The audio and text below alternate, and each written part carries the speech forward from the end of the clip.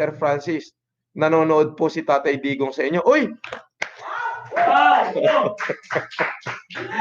Oh my God.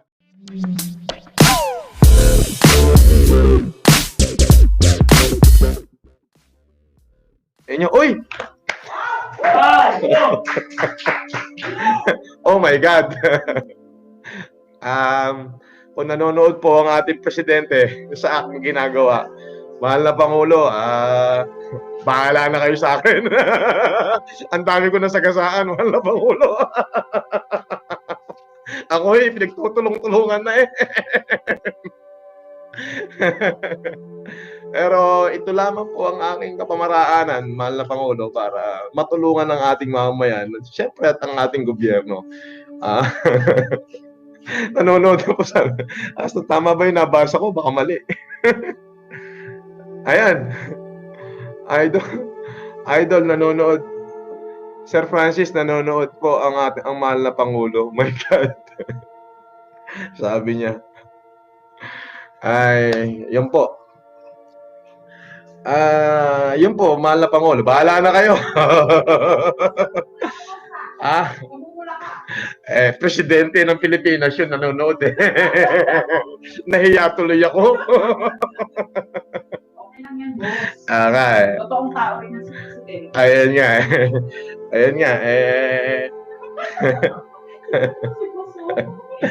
Teka muna, ayusin ko muna yung mukha ko.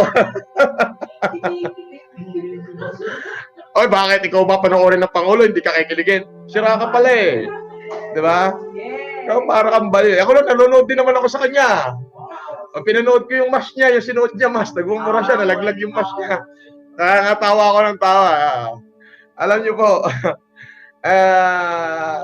kung nanonood man po yung ating mahal na Pangulo, ay bahala na ho kayo sa akin, Mr. President.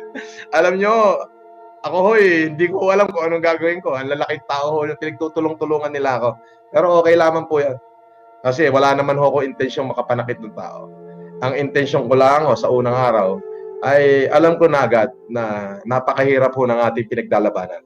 Napakahirap ho ng pinagdadaanan ng ating republika, ng ating bayan. At sabi ko nga unang-una na ako nakipagtalo sa mga kaibigan ko. Yung mga kaibigan ko, yung mga businessman. Bago ko sinimulan yung challenge, nag-away-away na ho kami.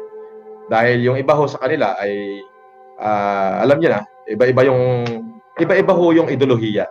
Iba-iba ho yung prinsipyo. Pero ang hamon ko sa kanila ay wag na tayong maging magkakaibigan kung hindi kayo tutulong, sabi ko. Kuda kayo ng kuda, wala naman kayong pakialam, hindi nga kayo tumulong kahit ano. So, sa madalit sabi ho, ay nagsitulong po sila. So, na-encourage ko po sila. Marami hong mga nagsitulong. Kasi ito ho yung alam kong paraan para makatulong din sa lipunan. Ngayon, kung darating man ho yung panahon na ako'y pupunahin ko yung inyong ginawa, may masasabi po akong ako'y may ginawa. Kaya may karapatan po akong pumuna. Pero wala naman ho kung nakitang kamalian. Kumbaga, lahat naman ho ay maganda. Kaya ho, nagdesisyon ako sa sarili ko na willing ho akong mag-all out. As in, all out po talaga, mahal na Pangulo. All out po talaga. As in, ngayon pong parating na Lunes, Martes, Merkules, Huwebes, Sabado, Linggo, ay panibagong tone-toneladang bigas na naman po yung aking pamamahagi. At least po ito, hindi nakukurakot. Mahirap pong ibulsa kasi bigas. Biruin mo yung halagang 2,000 50 kilos yung bubuhatin, kaya mahirap pong nakawin. Bigas ho kasi so hindi ho pera. Bigas ho. Binabati ko ang ating mahal na Pangulo dyan sa Malacanang, nanonood daw ho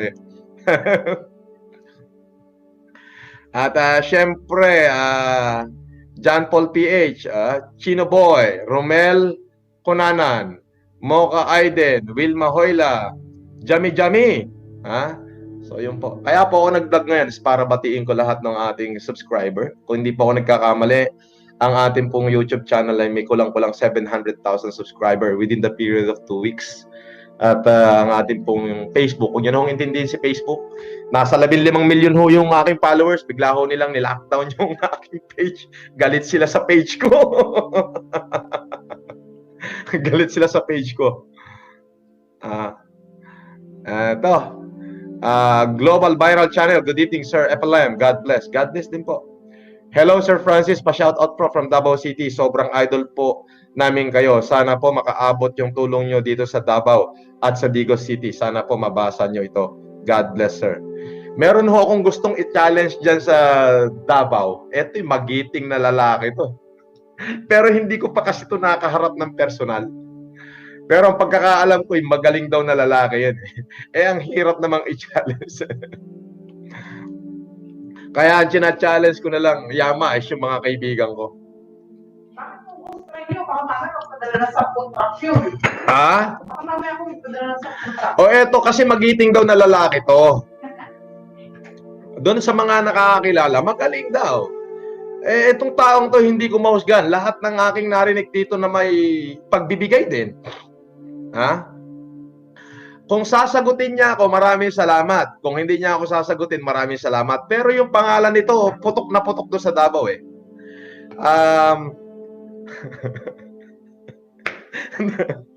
Ayokong banggitin to, pero may pandemic tayo ngayon. Bahala ka, partner, kung sasagutin mo. Nelson Sala.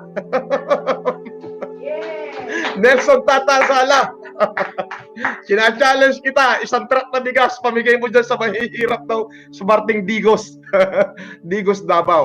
Kung sumagot ka, salamat. Kung hindi, salamat din. Hindi tayo personal na magkakilala, pero naririnig ko, marami nagsasabi ng iyong kabutihan. So, Nelson Tata Sala, sina-challenge kita, isang truck na bigas, dyan sa mahihirap na bayan ng Digos. O, ayan po, mga taga-Digos, ha? Sabi niya, Prince John Ray Apasible. Hello Sir Francis, pa-shoutout po from Davao City. Sobrang idol ka po namin. Sana po makaabot dito ang tulong nyo dito sa Davao at sa Digos City. Ang alam ko lang naman pong mga magagaling na tao dyan, mga Duterte, si Pangulo, pamilya niya, may naririnig po ko isang pangalan dyan. Baka sakaling ngayong may araw ng epidemya at sumagot. Kung sumagot, salamat. Sasalamatan kita. Magbe-bless ako sa'yo.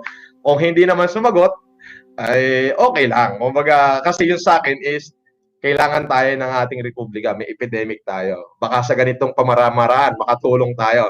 Nelson Sala, kung makakarating sa iyo to, Nelson Tata Sala, challenge kita, isang truck lang na bigas para sa mahihirap nating kababayan dyan sa Digos and Davao City. Dyan sa Digos, Davao. Magandang gabi. Diyos ko po, kung sino-sino na to. Damay-damay na. Damay-damay na to. At least, tayo yung bayani ngayon sa mga bagong henerasyon. Aro Cable Vlog TV, support you, mabuhay kalakay. Saludo po ako. At nga po pala, total, nandito na rin lang ako kung talagang nakikinig ang Pangulo ngayon. Mahal na Pangulo, kami pong magkakaibigan, especially yung aking best friend, si Bernard, ay willing po kaming mag-all out para matulungan ng ating gobyerno sa ganitong pamamaraan. Opo. At sana po at nananalangin kami na sana matapos na po itong ating pinagdadaanan. Kami po ay simpleng mamumuhunan lang na marunong lang pong kumita. At yun nga po, dito man lang sa ganito ay mapakiramdam namin na ang hirap pong maggobyerno. Totoo yan, napakahirap pong maggobyerno. Ito lang ang ginagawa namin ay napakahirap na. Ano pa kaya yung maggobyerno ka?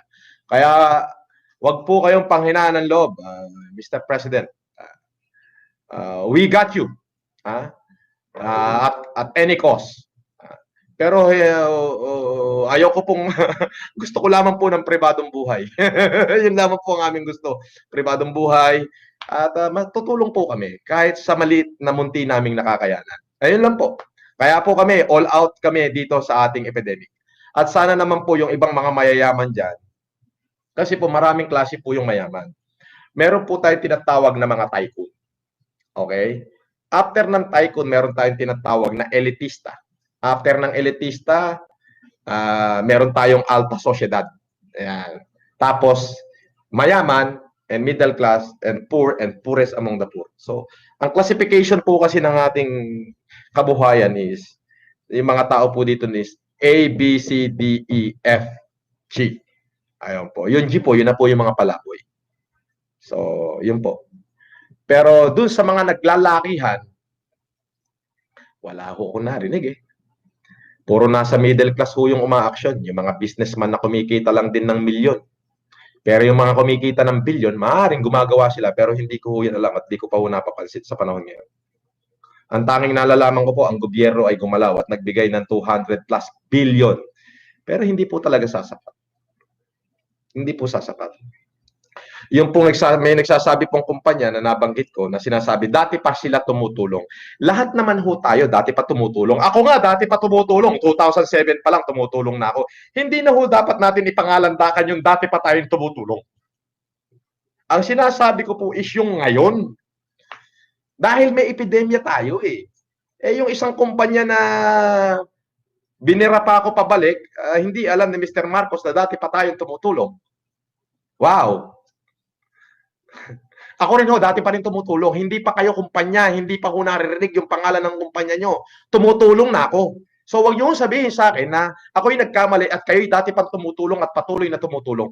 Lahat ho tayo, ako dati pang tumutulong at patuloy na tumutulong. Ang sinasabi ko lang po dito, challenge ko kayo ngayon na yung strength ninyo, itulong nyo sa mamamayan natin ngayon. Sagutin nyo yung challenge ko. Yun lang, simple-simple. Huwag nyo akong awayin. Ang sa akin lang, kung sasagutin nyo yung challenge ko, papalakpakan ko kayo. De, kung hindi, sorry, tawagin ko kayo.